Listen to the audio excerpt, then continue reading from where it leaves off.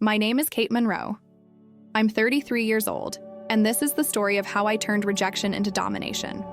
If you've ever felt underestimated by your own family, this one's for you. So please, if you believe in silent revenge and the kind of justice that comes through hard work and patience, hit that like button and subscribe. You'll want to hear how this one ends. They never actually said it to my face, but I saw it in their eyes. At first, I thought I was imagining it, that I was just being sensitive, maybe even a little paranoid. But when something happens often enough, in the same patterns, with the same quiet looks and empty reassurances, you stop questioning your instincts. They didn't scream it. They didn't write it in an email or say it across a conference table. But the message was always there. You're not one of us, Kate. And by us, they didn't mean family. They meant the decision makers, the people who mattered. Growing up, I idolized my father. Russell Monroe was larger than life. Charismatic, old school, fiercely loyal to his employees, and, at least outwardly, devoted to our family business. Monroe Logistics had started with a single warehouse and 3 trucks after WSU. My grandfather built it with grit. My father scaled it with strategy. He had 3 children: Mark, the firstborn; Jason, the visionary; and me, Kate, the youngest, the only girl. My brothers were handed their titles before they finished college. I graduated with honors from Wharton, interned with one of the largest supply chain firms in Chicago, came back home thinking I'd finally earned my seat at the table. Instead, I got a folding chair in the hallway. It started subtly. At meetings, I'd be the one asked to take notes, even when I was the only one with an MBA. My ideas were always interesting, but somehow not a priority right now. They said I was too idealistic, too focused on theory, that I didn't understand the culture of the company yet. I was placed in marketing. We need a fresh voice, they said. Someone who understands social media. Never. Mind that I had led process optimization projects during my internship that saved thousands. I was good with words.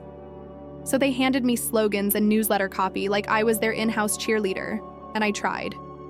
God knows I tried. I showed up early, stayed late.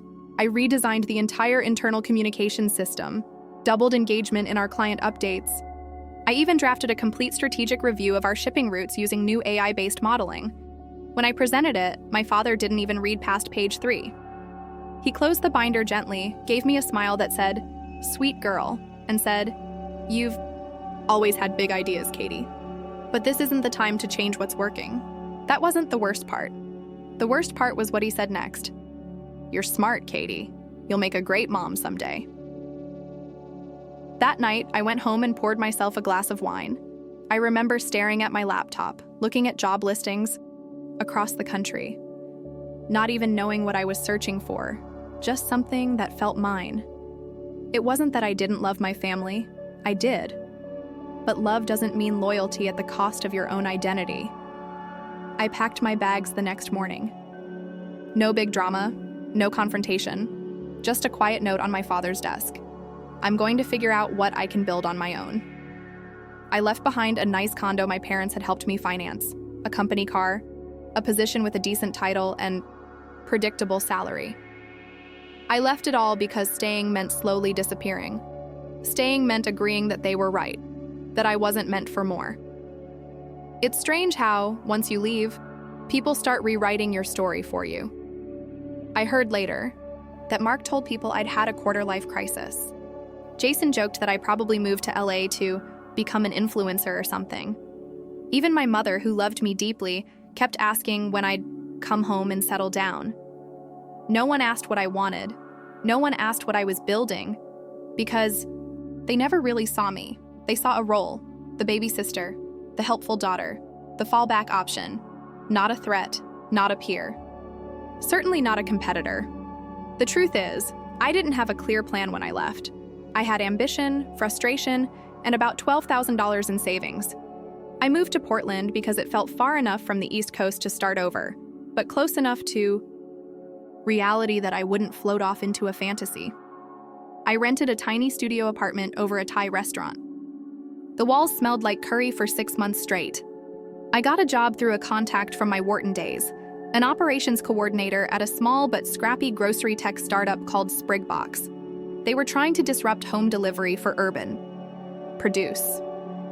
The pay was terrible. The hours were insane. But I was learning. Fast. Logistics, supplier negotiations, B2C tech, customer retention metrics. I kept notebooks filled with scribbles. I shadowed our warehouse manager during overnight shifts. I studied every customer service ticket we received. I wanted to understand, not just how distribution worked, but where it broke. Because deep down, I knew something. My family's model was aging. And no one in that boardroom had the guts or the imagination to change it. I remember one night in particular. It was 3 a.m. I was eating cold pad thai at my desk, trying to figure out why our route optimization software was skipping a whole zip code in Beaverton. I fixed the bug. And in the quiet glow of the monitor, I had a thought that would never leave me. What if I built something better? Not just different, not just separate. Better, cleaner, faster, smarter, more ethical, not to spite them. Not yet, just to prove to myself that I could.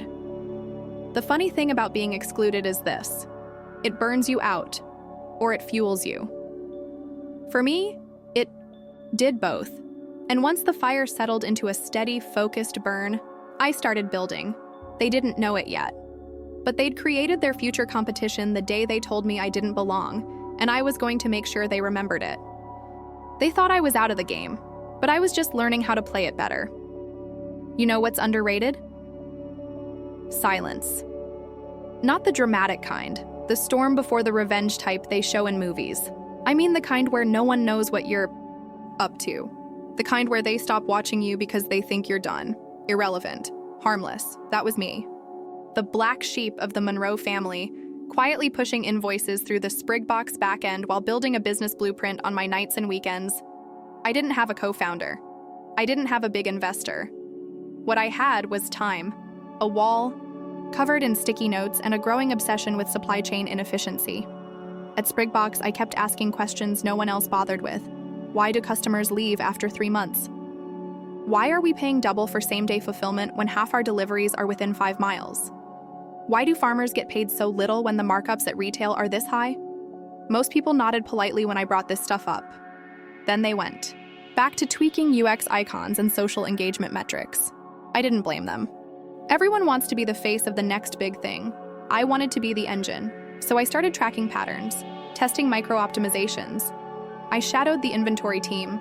Then I spent 3 straight weekends visiting local farms on my own dime. And what I saw blew my mind. There was a gap, a huge one, right between small, sustainable producers and modern urban consumers. The farmers wanted stable income, clear logistics, and fair pricing. The consumers wanted local, ethical, convenient food, but without the markup of boutique delivery apps. No one was connecting the two in a way that actually worked. Sprigbox was trying, but their overhead was bloated and their tech was duct-taped together. The logistics firm my family ran? They didn't even see this market. That's when the switch flipped. I didn't just want to prove a point anymore. I saw an opportunity, a real one. I called it Root Bridge, a platform that would simplify the entire farm-to-table model. No flashy branding, no influencer marketing, just a clean, efficient system to connect local farms with high-density delivery zones, using smarter batching, regional hubs, and a hybrid of contract drivers and electric fleet rentals. I worked in the shadows for almost a year, mapped routes, built pitch decks, used nights to learn front-end code so I could prototype the app myself. I reached out to a few of my old Wharton classmates, the ones who hadn't bought into the VC-fueled startup circus. One of them introduced me to Naomi Chen, a quiet powerhouse who just exited a logistics AI startup and was looking for her next thing. She became my co-founder before I had a single client. Naomi didn't care about my last name. She cared about my numbers. My first investor was a retired distributor who'd once done business with my grandfather.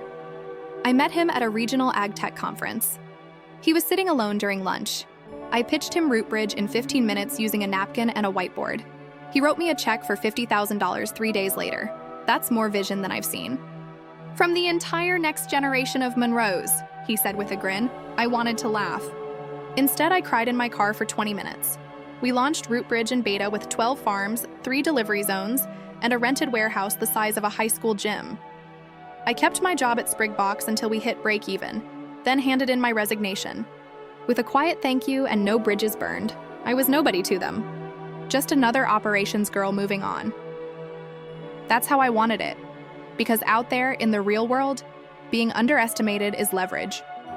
No one sees you coming until you're already ahead. Within 8 months, we were profitable. By month 12, we had 47 farms, 200 weekly delivery routes, and a waitlist of restaurants begging for direct supply partnerships. I wore the same secondhand blazer to every meeting. I stopped trying to look the part and focused on being the part. I wasn't Mark with his cushy VP of sales title. I wasn't Jason with his trust fund-funded app that never made it past beta. I was Katie Monroe, the black sheep in a power suit, writing contracts, closing deals, and building something that worked. And then came the moment that changed everything. I got a call from a mid-sized grocer in upstate New York. They'd been using Monroe Logistics for seasonal deliveries, but delays and fuel surcharges were killing their margins. They asked if we could do better. I didn't flinch. I sent them a custom proposal within 48 hours. We beat Monroe's rates by 15% and guaranteed 48-hour delivery on perishables. They signed the next week. The name on the competitor's quote? Jason Monroe, Director of Strategic Partnerships. I didn't even smile. I just got back to work. I never wanted to destroy the family business. But now, for the first time, I realized something. I didn't have to tear it down. All I had to do was outperform it. And at the rate we were scaling, that day was coming faster than any of them could imagine. They thought they had the market. Until the market started calling my name. The Monroe Logistics office sat like a fortress on the edge of the industrial park. Beige walls, manicured hedges, and a revolving door of suits who all looked like variations of my brothers. Growing up, it had been a symbol of stability, legacy. Now I saw it for what it was, a slow-moving giant. Heavy, comfortable, vulnerable. Naomi and I had just signed our 3rd regional grocer, and I could feel the tide shifting. Rootbridge wasn't a startup anymore. We were a threat, but I still hadn't said a word to my family. No announcement, no showdown. Just quiet execution. That was the point. The first real hit came from a bakery chain called Elmbrook Harvest. 12. Locations, all supplied by small farms, and increasingly frustrated with Monroe's outdated route system and rigid contracts. I met their owner, Grace, at a sustainable food panel in Albany. She was sharp, tired, and desperate for reliability. Her words stuck with me. I'm paying a premium for unpredictability. My delivery driver literally forgot flour last week. Flour Katie. She didn't want an app. She wanted results. So I gave her that. I personally mapped her delivery plan, spoke with each of her 5 main farm suppliers, built a live inventory dashboard that showed her real-time tracking for every ingredient from soil to shelf. When she saw it in action, she just nodded and said, "Well, hell, I guess you really are a Monroe." I didn't respond. I just handed her the contract. Signing. Elmbrook wasn't just a win. It was symbolic. Because Elmbrook was listed as a loyal partner on the Monroe Logistics website. Jason had personally posted a photo with Grace last Christmas, standing next to a box of branded shortbread. That photo disappeared 2 days after she signed with us. I printed a copy and pinned it above my desk with a sticky note. 1 down. But the real explosion came later. 3 months after onboarding Elmbrook, Naomi flagged a curious pattern. Monroe had started slashing rates in our top 2 zones. It wasn't subtle. They were bleeding cash just to hold ground. It's retaliatory, Naomi said. They've realized who they're losing business to. I wanted to believe otherwise, that maybe it was coincidence. But then came the dinner invitation. Dad rarely reached out, especially not directly. But on a rainy Thursday night, I got a text. Dinner? Just you and me. Tomorrow. 7 p.m. Same place as your graduation. That meant Mateo's, the Monroe default for moments that meant something. I arrived 10 minutes early. He was already there. Reading a printout of what I knew, with a glance, was our Rootbridge services sheet. He didn't look mad. He looked tired. "Your mother always said you'd find your way," he started, folding the page. "I just didn't think it'd be through poaching our clients." I held his gaze. "I didn't poach anything," I said. "They came to me because what? We offer works." He nodded slowly, then leaned back. "You could have done this with us, Katie, inside the company, improved it from within." I smiled, but not out of amusement. "You never gave me a seat, Dad. You gave me a corner desk and a list of social media hashtags." He didn't argue. That surprised me. Instead, he sighed, pulled a check from his jacket, and slid it across. The table, I didn't touch it. "I want to buy you out," he said simply. "Whatever this is, Rootbridge, it's impressive. But you're bleeding us, and that's not sustainable. Let us absorb it. Fold it into Monroe. You'll get equity." A real title. For a moment, I felt my stomach tighten. Because 5 years ago, I would have jumped at that offer. Hell, 2 years ago, I might have cried from relief. But now? Now I saw it for what it was. A bailout disguised as a reward. "You don't get to buy what you didn't believe in," I said, pushing the check back. "Rootbridge isn't for sale." He didn't flinch, but his tone changed. "You think you're building something new, Katie, but logistics isn't innovation. It's margin wars, it's contracts, it's sweat. You'll burn out." I stood up, calmly. I already did. That's how I know what not to repeat. When I left Mateo's that night, I didn't feel triumphant. I felt clear. That was the first strike. The moment the gloves came off. Not in anger, but in intention. Because now they knew it wasn't a phase. It wasn't a side hustle or a rebellion. It was war. Not the dramatic kind. The quiet kind that ends dynasties, one delivery at a time. Every empire looks solid, until the first pillar shifts. When I was little, my dad used to say the Monroe name stood for two things: reliability and respect. But I was learning something else now, something I hadn't seen from the inside. Monroe, logistics was built for yesterday, and yesterday was catching up fast. Naomi and I were swamped. We had just onboarded our 5th multi-location client, a health food franchise with a reputation for obsessively tracking their carbon footprint. Our route mapping tech, plus the supplier transparency tool Naomi had built, sealed the deal. They dropped Monroe without even a phone call. "We want logistics with conscience," their VP of operations had said over Zoom. "Your father's company feels like it's still printing invoices on a typewriter." I almost laughed, not because it was funny, because it was true. We didn't need to outpace Monroe everywhere. We just needed to outmaneuver them in the right places. So we focused on niche chains and farm co-ops, the kinds of clients Monroe had always assumed were too small to matter. But those small clients were well-connected, vocal. They talked to each other, and soon, I didn't need to pitch. They came to us. That's when the first crack appeared. It started with an email. A short, cold one, from a woman named Becca Reynolds. Becca was Monroe's director of client relations. I remembered her from childhood barbecues. She always brought deviled eggs and wore her sunglasses on her head, even at night. But the email wasn't social. It read, "Katie, you and I both know Rootbridge is targeting former Monroe accounts. You're entitled to compete, but not to use proprietary Monroe client data in the process. Consider this your formal warning." Becca stared at the screen for a full minute. Proprietary data? We hadn't touched Monroe's files. Not once. I'd intentionally refused to even scan old client lists from my branding days. Naomi had built our CRM from scratch. No legacy imports, no legal gray zones. But the email was a warning shot. They were rattled. And I knew Becca well enough to know she didn't write that without my father's blessing. A week later, another crack appeared, this time inside the building.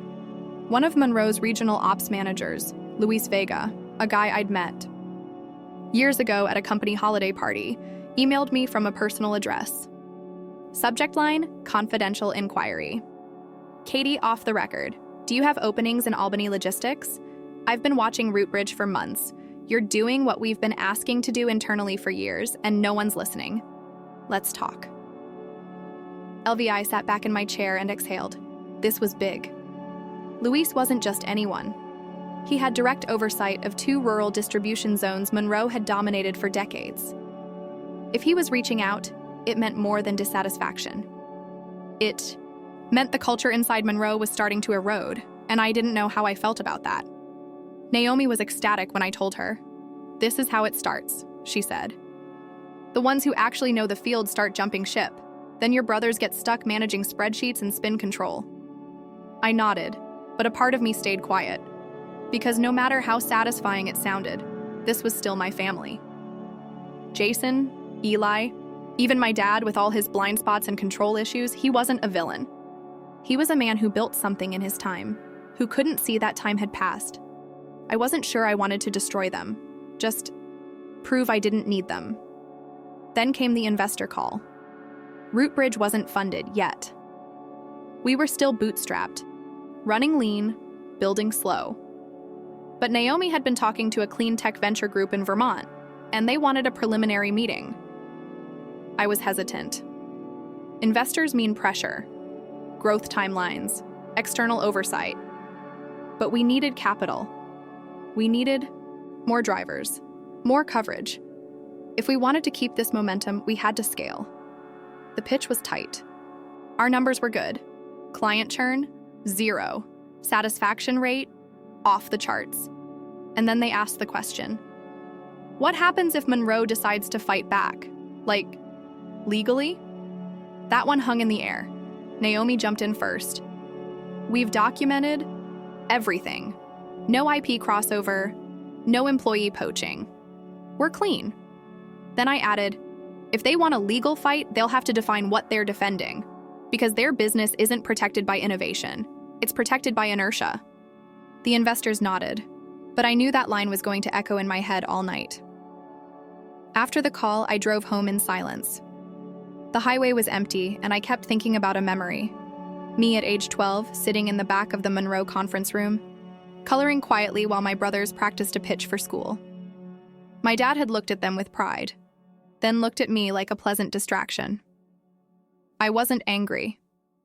Not anymore, but I wasn't passive either. This legacy was cracking, and I wasn't the hammer. I was the architect of something new. And once a structure starts to fall, you don't try to patch it with duct tape. You start drafting what comes next. They say blood is thicker than water, but loyalty? That's thicker than both. I hadn't spoken to Jason or Eli in over 6 months, which was weird, considering we used to text daily, mostly dumb stuff. Memes, fantasy football trash talk, family, jokes. But since I'd started Rootbridge, the silence had turned heavy, like we were all pretending this wasn't a full-blown Cold War. Then came the call. Sunday afternoon. I was chopping vegetables when my phone buzzed. Caller ID, Eli. I stared at it for a full ring cycle before picking up. Katie, he said, voice tight. No greeting. We need to talk, in person. We met at a diner off the interstate, halfway between my place and the old family estate. Neutral. Territory.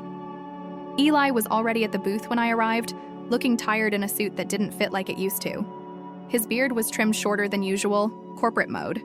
Still drinking black coffee, huh? I asked, sliding into the booth. He didn't smile. Still adding oat milk and cinnamon? Guilty. The waitress came and left. Silence settled. Finally, Eli leaned forward, elbows on the formica. Dad's not doing well. I frowned. Health-wise? Business-wise. Morale's slipping. We lost another 2 co-ops last month, and Luis just put in his notice. I kept my face neutral. Did he say where he's going? Eli's eyes darkened. Don't do that. Do what? Play dumb. You know exactly where he's going. You built the raft and handed it to him. I sighed. Eli, I've stayed clean. Every hire we made approached us. We didn't poach anyone. We didn't dig into Monroe's books. You guys built a system that didn't evolve. That's not sabotage. That's survival. He nodded slowly. You're right. That threw me. What? You're right, he said again, quieter. We stopped innovating.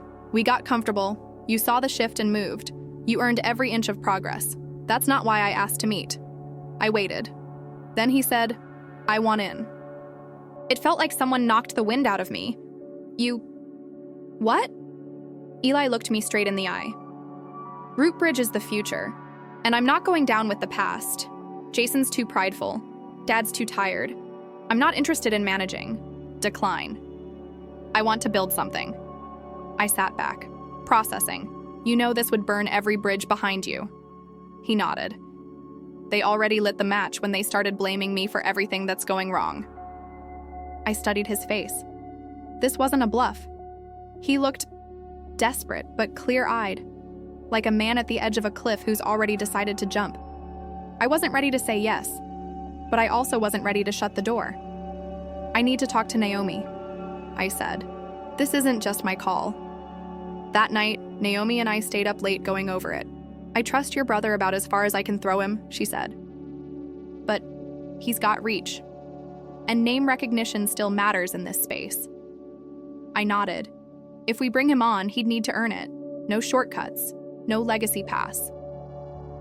Naomi hesitated. You really think he'd betray Jason like that? I thought about our childhood. About how Jason always took the spotlight. How Eli was always playing second fiddle and covering Jason's messes behind the scenes. I think, I said slowly, Eli's tired of loyalty being a one-way street. We met again 2 days later, this time at my office. No more neutral ground. Naomi joined us. She didn't sugarcoat anything. You come in as director of field ops. You report to Katie and me directly. No Monroe deals, no backdoor clients. You start from zero. Eli nodded. Fine. And one more thing, I said. We're not family in this office. You don't get a pass because of our last name. You pull your weight or you're gone. He gave a small smile. I wouldn't respect it any other way. The first few weeks were awkward. Our team didn't know how to read him. Some of them whispered. The Monroe name was still loaded, but Eli surprised me. He showed up early, asked the right questions, took the worst assignments without complaint, and most importantly, he listened. He wasn't the guy I remembered from boardroom dinners and golf outings. He was sharper, hungrier, and I started to see a different version of what family could mean. Not obligation, but shared vision. Then came the press release. I hadn't planned one, but a regional ag tech blog got wind of Eli's transition and reached out for comment. Naomi wanted to ignore it. Eli offered to quietly disappear from the nameplate, but I had a different instinct. We owned this. The headline read, Monroe Legacy Heir Joins Emerging Logistics Startup Rootbridge.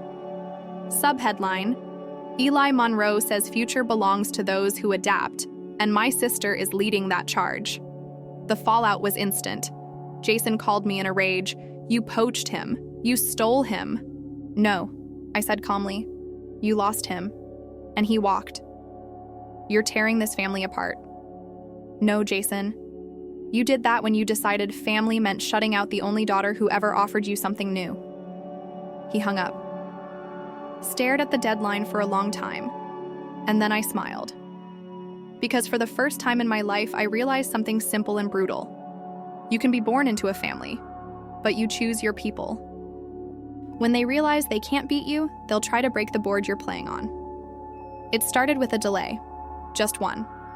A delivery from a mid-sized Apple co-op in Vermont missed its window by 6 hours. Not ideal, but nothing tragic. We flagged it, filed a report, apologized to the client. Then a second one, this time out of New Hampshire. The truck was redirected twice before reaching the buyer. Naomi and I reviewed the GPS logs. Nothing out of the ordinary. By the third delay, we knew it wasn't coincidence. And by the fifth, we knew who was behind it. Monroe, Eli said, holding up a copy of a logistics subcontract we'd recently lost. They're targeting our lanes. Naomi squinted at the document. They're undercutting us by 30%. That's not sustainable. No, I said, but it doesn't have to be. It just has to hurt. Eli nodded. Bleed us long. Enough. Slow down our reliability score, and some of our big clients might think twice. I leaned back in my chair, silent. I knew this tactic. I'd seen my father use it years ago against a startup in Maine. Starve them of clients, kill their supply chain, absorb their partners at half value. Back then, I'd called it strategic repositioning. Now, I called it what it really was, a slow execution. That night, I stared at our client board. We'd grown fast, too fast maybe. Rootbridge was lean, digital, adaptive. But we were still young, and Monroe still had pull, legacy clients. Deep pockets. Political goodwill. This wasn't just a counterattack, it was a message. I told you so, you're not one of us, and we'll make sure you never forget it. The next day, I did something I hadn't done since grad school. I put on a suit. Not the comfortable kind. Not the cool founder in a blazer kind. A power suit. Dark navy. Hair up. No jewelry.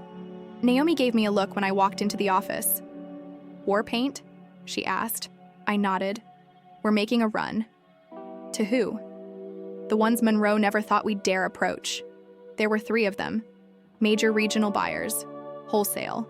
Distributors who usually avoided startups like the plague. Not because of quality, because of risk. But here's what Monroe never understood. Legacy buyers were tired of legacy problems. High overhead. Slow adaptation. Overstaffed chains that leaked cash. I offered them something else. Agile logistics with full digital traceability and a performance dashboard tailored to their back end. I knew it would take a miracle to close all 3. So I made it simple. I offered exclusivity for the Northeast Corridor, and I gave them one more thing. Monroe couldn't. Transparency. Every error. Every delay. Every success. Live. Visible. Auditable. We got 2 out of 3. One of them even pulled their account from Monroe with a terse line. We're not in the business of family drama. It stung, but also fueled me. I walked into our next team meeting. With a tablet in hand, contracts in place, numbers green. Naomi grinned. Eli looked stunned. You just pulled 15% of Monroe's client volume, he said. I looked him in the eye.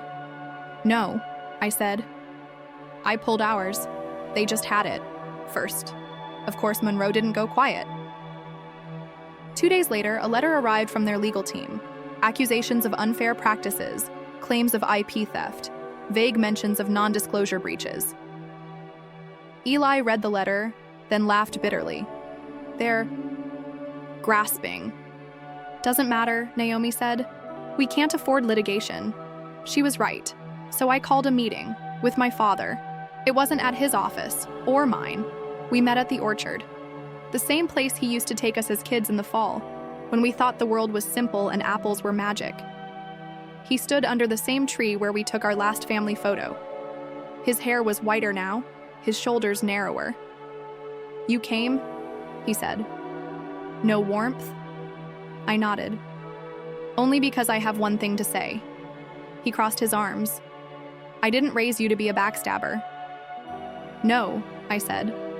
You raised me to be smart, to work hard, to wait my turn. I took a step closer. And then you taught me something else. That in this family, turns don't come if you're not born a son.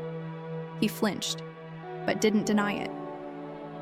I'm not here to settle, I said. And I'm not afraid of court. He narrowed his eyes. Then why meet? Because you taught me something else too. Monroe doesn't survive bad press. You need your reputation. I handed him a printed page. It was a list of co-ops, all with testimonials about how Monroe's delays had cost them money. I have their permission to go public. He read it, silent. You file that lawsuit, I said, and I make this public, and the court of opinion will destroy you faster than litigation ever could. He didn't say anything for a long time. Then he folded the page. Slowly. You're not a Monroe anymore, he said. I never was, I said. Not the way you wanted. And I turned and walked away. That night, we got an email from Monroe's legal team. We are withdrawing our claim. No further action will be taken. No apology, no peace offering. Just surrender. But it was enough, because I didn't need their approval. I already had my victory. Victory doesn't feel like you think it will, not when the battle cost you everything you thought you wanted. I woke up the morning after Monroe dropped the claim, expecting something big. Relief, maybe. Triumph. The giddy rush of a final win. But instead, I felt still. Not peaceful, just empty. Like I'd crossed a finish line and no one was there to cheer. No one even noticed I'd run the race. I lay in bed staring at the ceiling. I could hear Naomi in the kitchen grinding coffee. A normal Thursday.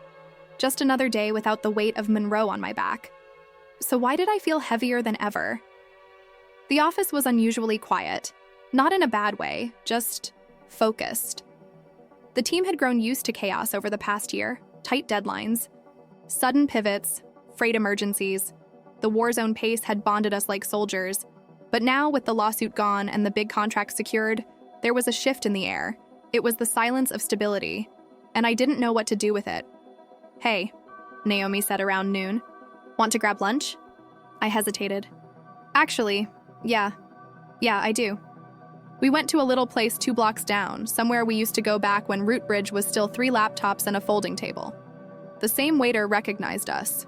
We laughed about it, but when he walked away, Naomi turned serious.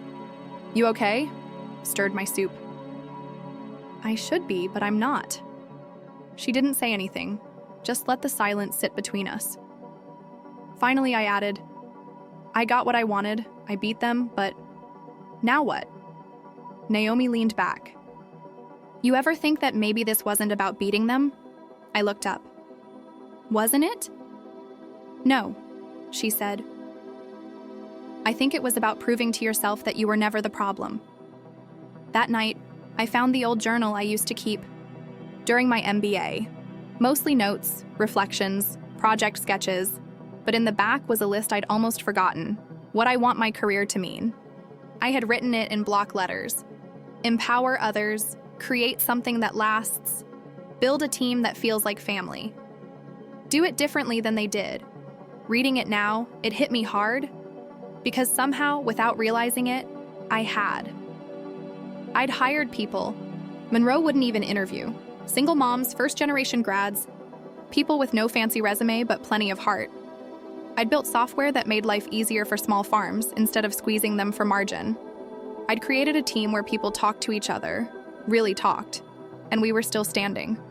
The following week, I visited the Vermont co-op that had first taken a chance on us. Margaret, the head of operations there, met me at the gate. She was in her 60s, practical clothes, hands rough from decades of honest work. "I hear you finally broke the Monroes," she said with a smirk. I laughed. "You make it sound like a mafia." She shrugged. "Not far off. We toured the new cold storage unit they'd built with Root Bridge's help. It was modest, but efficient. Solar-powered, smart-tagged inventory. As we walked, she turned to me and said, "You know, it's not just about business. It's about who gets to build the future." I nodded slowly. "I used to think they had all the tools." "They had tools," she said. "You had vision." When I got back to the office, I called an all-hands meeting. The team filed in. Some still with laptops in hand, others with cold coffee mugs. I stood in front of them. No slides, no charts. Just me. "I want to say something," I began. "Not as your CEO. Just as Katie." They looked up. "I've been chasing something for a long time. A seat at a table that was never meant for me. And I thought if I built something better, if I won, I'd feel whole." I swallowed. But wholeness doesn't come from beating someone else. It comes from building something you believe in. And I believe in all of you. There was silence for a second, then applause. Not thunderous, not dramatic, just real. A few days later, I got a letter, handwritten, no return address, inside, a single sheet. "You built something I couldn't. I hope you take care of it better than I did. Dad." I stared at it for a long time. I didn't cry. I didn't smile. I just folded it carefully, placed it in the back of my journal, and closed the book. I never went back to the family home. I didn't need to. My home was here now, in this office, on these roads, in the hands of people who had trusted me when I was nothing more than the daughter they'd dismissed. And now, I wasn't just someone's daughter, I was someone's founder. They still don't talk to me. Christmas comes and goes, no calls, no invites. Sometimes I wonder if my mother ever saw the article in Modern Agriculture Weekly. The one with my photo on the cover. The woman who redefined distribution in the type C. Northeast. Sometimes I imagine her clipping it, slipping it into a drawer like she used to do with my honor roll certificates, kept but never mentioned. But mostly I don't think about them. Not because I'm angry. I'm not anymore. Because I finally realized something. I wasn't fighting for a seat at their table. I was meant to build my own. And I did. We hold team dinners now. Long tables, mismatched chairs, laughter that fills the room before the food. Even hits the plates. We talk shop. We talk life. Sometimes we just talk nonsense. But it always feels like something sacred, like family, but chosen. At our last dinner, Marcus, our newest hire, raised a glass and said, "To Katie, for giving us a place to do our best work." Everyone clapped. I smiled, said thank you. But inside, I wanted to say something else. To all the daughters who were told to wait their turn. To all the voices that were labeled too much or too loud or not enough.